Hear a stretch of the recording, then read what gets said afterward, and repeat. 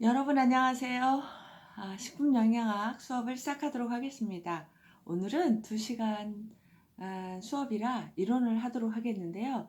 오늘 수업의 요점 여러 가지 있겠지만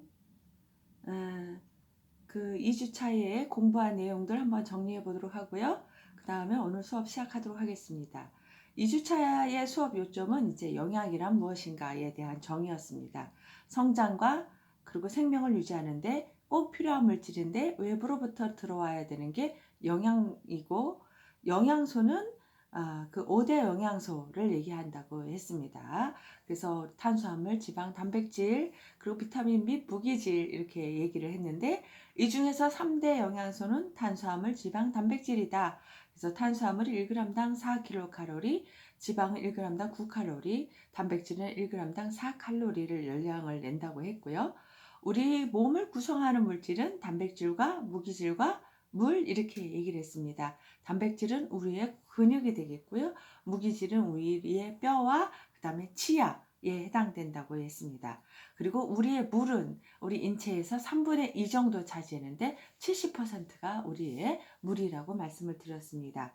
그리고 조절소라고 하는 것, 우리 생체의 기능을 조절하는 건데요. 물과 비타민과 무기질.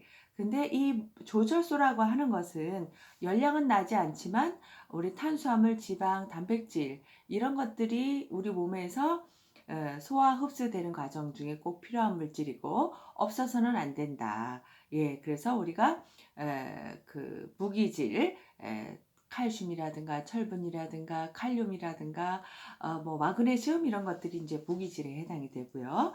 그리고 비타민은 이제 우리 소화액을 분비하기도 하고 대사를 조절하는 역할을 한다고 얘기를 했습니다. 그래서 오늘은 그 3주차 수업 탄수화물을 시작하도록 하겠는데요. 자, 탄수화물 우리 몸에는 60에서 100조의 세포로 구성되어 있고요. 이 세포는 매일같이 100만 개가 태어나고 죽는다는 것입니다. 그래서 지속적으로 세포가 만들어내기 위해서는 끊임없이 영양 공급이 되어야 되는데, 이때 세포가 만들어지는 재료가 영양소이고, 우리가 먹는 영양소가 작은 크기로 분해되어 혈액을 통해서 각각 세포에 이제 저장이 돼서 우리 사람들이 이 세포로 저장된 그 영양소를 분해해 가지고 쓴다는 것입니다. 요즘은 엄청난 과학의 발달로 DNA 복제가 가능하지만 영양소를 가지고 머리카락을 만들고 손톱과 혈액을 만들 수는 없다는 거죠. 우리 인체 내에서만 가능한 겁니다. 예, 우리가 머리카락 하나조차도 사람 몸을 통하지 않고서는 만들어지지 않죠. 그래서 우리가 인조 모발이 있긴 하지만 사람 모발이 제일이잖아요. 그런 것처럼 우리 몸을 통해서만 만들어지는 거라고 할 수가 있겠습니다. 그 다음에 우리 몸을 유지하는 데 있어서 가장 기본이 되는 탄수화물에 대해서 해보도록 하겠는데요. 탄수화물은 카보니하이드레이트라고 얘기를 합니다. 그래서 탄소, 수소, 산소 세 개의 분자가 이제 원자가 이루어진 것을 얘기를 하고요. 그 중에서 탄수화물은 자연에서 발견되는 가장 많이 발견되는 그런 물질이라고 할 수가 있습니다. 그래서 여러분들이 먹고 있는 거, 우리가 먹고 있는 밥이라든가 떡, 이건 기본으로 이제 탄수화물이 되는 거 알고 계시죠? 그렇고 또 우리가 먹고 있는 과자, 또는 당분, 이런 것들도 탄수화물 식품에 속하고요. 우리가 먹고 있는 이제 사탕, 그 다음에 꿀, 그리고 또 뭐가 있을까요? 시럽 이런 것도 다 탄수화물에 속합니다. 그래서 우리가 탄수화물이 우리 지구상에 엄청나게 많이 만들어져 있고요. 우리는 그거를 먹음으로 인해서 생명을 유지한다고 할 수가 있겠습니다. 그런데 이제 탄수화물을 이제 분해를 해보게 되면 단당류, 이당류, 과당류로 되어 있습니다. 전분. 그래서 우리가 눈으로 볼 수 있는 건 전분이죠. 고구마 전분, 감자 전분, 밀가루 전분, 쌀 전분, 이렇게 전분 형태를 보게 되고요. 여러분들이 이제 최종적으로 이런 전분류를 먹으면 뭐가 만들어지냐면 포도당이라고 하는 그 단당류가 만들어집니다. 이 포도당이라는 거를 어디서 볼 수가 있냐면 여러분들이 병원에 가면 링거라고 주사를 맞게 되죠. 거기에 보면 포도당 주사입니다. 그래서 이거는 우리가 밥을 먹었을 때 분해돼 가지고 최종적으로 혈액에 존재하는 형태로 만들어진 거죠. 그래서 우리가 이 포도당 주사를 어디가 주사 맞죠? 혈관에다 주사를 맞습니다. 그러므로 인해서 우리가 밥을 못 먹어도 우리의 생명을 유지할 수 있도록 해주죠. 그러니까 수술을 한 환자가 밥을 못 먹었을 때 무슨 주사를 맞죠? 네, 포도당 주사를 맞습니다. 네. 그래서 우리가 위를 절제한다거나 수술을 한다거나 했을 때 다 포도당 주사를 맞는 이유는 그 위가 그 기능을 할 수 없을 때 위를 통하지 않고 우리가 탄수화물을 우리 혈액 내에 공급해서 그거를 이용해 가지고 우리 몸을 세포가 살아나게끔 하는 그런 역할을 하는 겁니다. 생명을 유지하고. 그래서 병원에 가면 첫 번째로 맞는 것이 이 포도당 주사이긴 한데 이 포도당을 주사 맞음으로 인해서 우리는 잠시 휴식을 취할 수 있다는 거죠. 그리고 휴식을 취하면서 안정을 되찾게 되고 그러면서 질병이 치료된다. 뭐 이렇게 얘기도 하고 있습니다. 그래서 병원에 가면은 먼저 포도당 링거를 하나 맞게 됩니다. 그런데 이제 이런 거를 이제 우리가 공부하는 이유는 이런 것들이 우리 몸에 들어가서 어떤 역할을 하는지 알아야 되겠죠. 그리고 또 어떤 쓰임새를 갖고 있는지, 그리고 영양 흡수 과정은 어떻게 되는지 그런 것들을 공부하는 시간이 되겠습니다. 그래서 우리가 단당류, 그래서 이제 글루코스하고 덱스트린 뭐 이렇게 얘기했는데 단당류에는 포도당과 과당과 갈락토스, 만노스 이렇게 있습니다.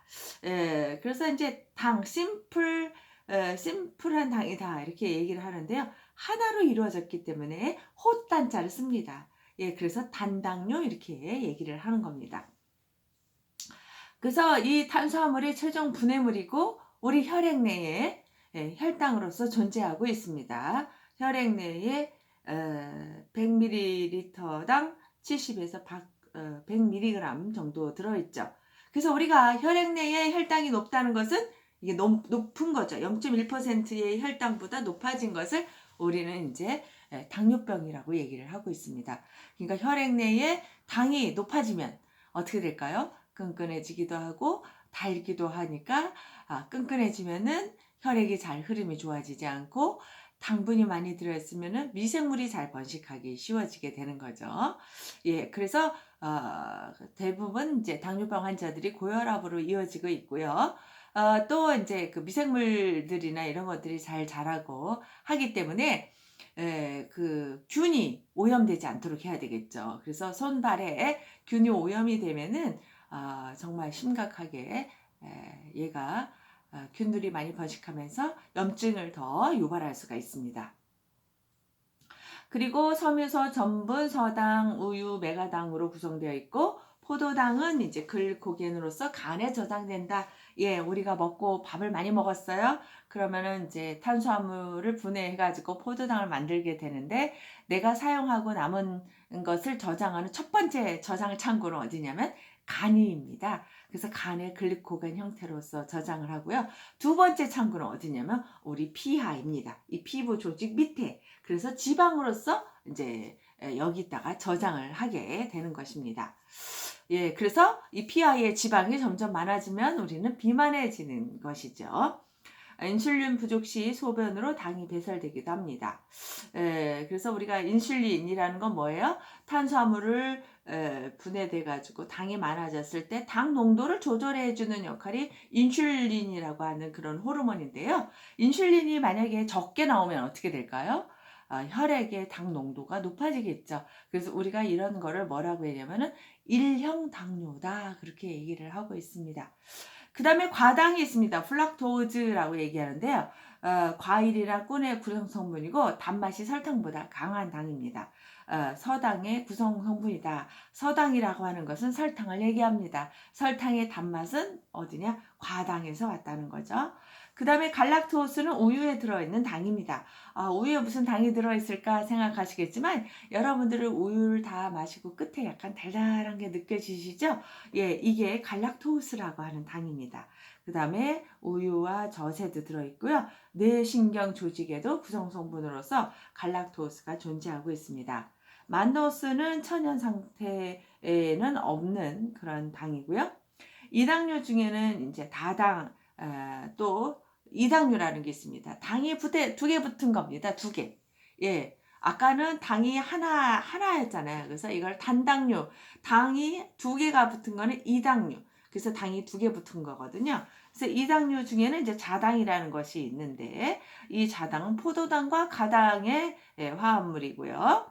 그래서 과일과 사탕수수, 사탕무에 함유되어 있습니다. 그래서 메가당은 여러분들이 메가, 그러니까 뭘까요? 보리 맥자에 싸가짜. 그래서 전분을 분해하면 나오는 당. 그래서 우리가 식혜해 먹는 거 생각해 보시면 됩니다. 그래서 우리가 밥을 해가지고 거기다가 물을 붓고 엿기름을 넣게 되면은 다 탄수화물이 분해돼 가지고 메가당 형태로 되는 것입니다. 예, 그래서 우리가 달달한 맛의 그런 식혜를 먹을 수가 있는 건데, 그 당이 메가당이다. 왜요? 메가, 보리 엿기름에 의해서 분해되는 당이다 해가지고 메가당이라고 붙이고 있는데요.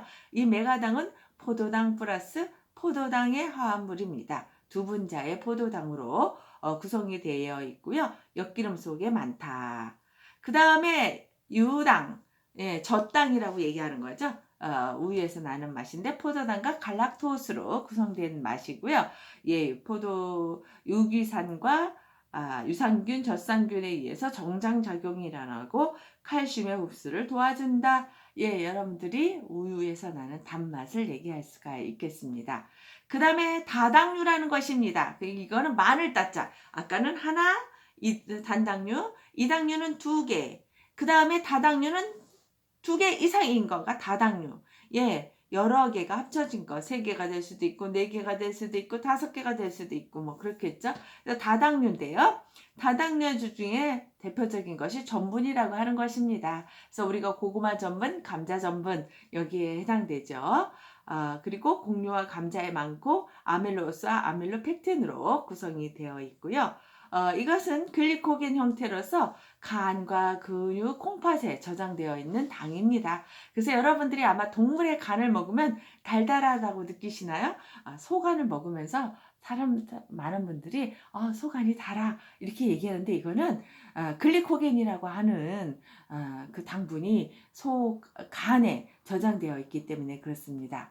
그 다음에 섬유소라고 하는 것이 있습니다. 셀룰로스. 이거는 단맛은 없고요. 세포막을 만들고 어떤 섬유소를 만드는 데 역할을 합니다. 그래서 우리가 섬유 음료라는 말 들어보셨죠? 예, 이거는 세포막입니다. 그래가지고 채소나 과일, 곡류에 들어있는 그런 섬유소를 얘기를 하는데요. 이거는 눈에 보이는 것도 있고요. 눈에 보이지 않는 것도 있습니다. 그래서 여러분들이 왜 배추를 이렇게 쭉 찢어보면 심 같은 거 보이잖아요. 그건 셀룰로스라고 이제 해당이 되고, 라고 얘기를 하고, 그걸 섬유소라고 얘기하는데, 여러분들이 아마 음료수로 사 먹는 섬유 음료 있잖아요. 미에라파이바는 불에 녹아있는 형태입니다. 그래서 우리가 이걸 솔루블이다, 물에 녹아있는 형태다 이렇게 얘기하고, 솔루블, 인솔루블 얘기합니다. 그래서 물에 녹아있는 것과 녹아있지 않는 것이 있다. 그래서 우리가 사 먹는 미에라파이바는 섬유소가 들어있긴 한데 물에 녹아있는 섬유소다. 예, 이렇게 얘기를 드렸습니다. 우리 전체 에너지의 몇 퍼센트를 차지하냐면 65%를 차지하는 것이 이 탄수화물입니다.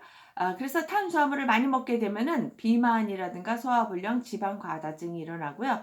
결핍으로다가는 저혈증, 체중 감소, 발육 불량이 있습니다. 그래서 우리가 밥을 많이 먹는다, 탄수화물 식품을 많이 먹는다 하면은 비만에 걸린다고 탄수화물 식품 안 먹기 운동하잖아요. 예.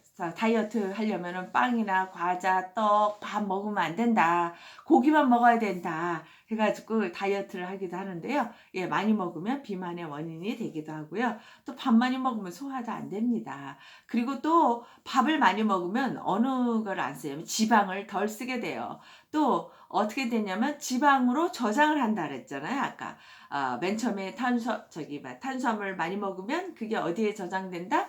간의 글리코겐 형태로서 저장이 되고, 더 많이 먹으면 제2의 창고가 어디다? 피하의 지방을 저장하는 거다. 이 피부 밑에. 그래서 지방 과다증이 일어날 수도 있다. 왜 탄수화물이 많으니까 지방을 안 써요. 그리고 먹고 남은 탄수화물은 다 뭘로 저장이 돼요? 피하에 지방으로 저장이 되니까 비만의 원인이 되기도 합니다. 그리고 기능은 1g당 4칼로리의 열량을 내고요.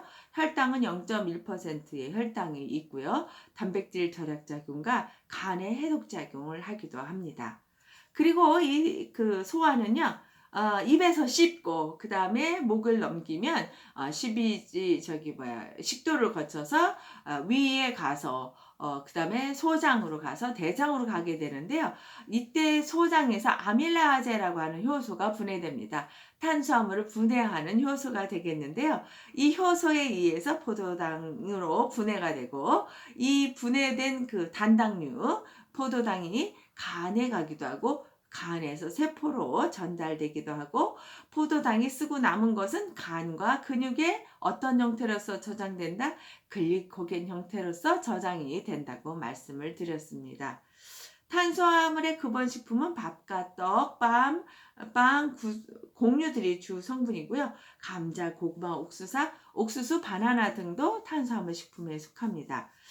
과일 역시 당분이 많이 들어있어서 이것도 탄수화물 식품에 들어간 것도 있습니다. 그래서 식사 후에 달짝지근한 과일이나 케이크 등을 후식으로 먹는데, 그러면 탄수화물 과잉증이 될 수도 있다는 것입니다.